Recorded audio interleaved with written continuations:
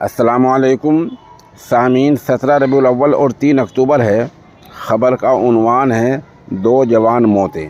ایک موت ریاست پنجاب میں ہوئی ہے اور ایک موت اتر پردیش میں ہوئی ہے۔ خبر تھوڑی تفصیلی سنیے۔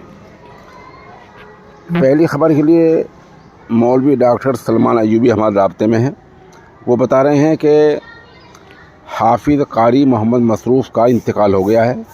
یہ گاؤں پٹھان پورہ پنجاب کے رہنے والے تھے اور موضع چک شیخ پورہ ضلع مالر کوٹلہ میں مسجد کے امام تھے۔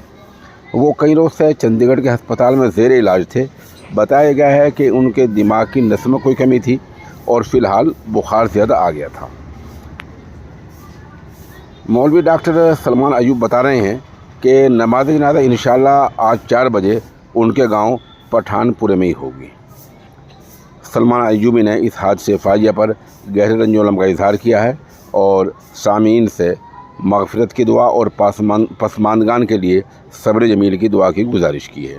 ادھر دوسری خبر کے لیے جامعہ اشرف العلوم رشیدی گنگو کے شعبہ تجوید کے استاد قاری مشکور احمد رشیدی ہمارے رابطے میں ہیں۔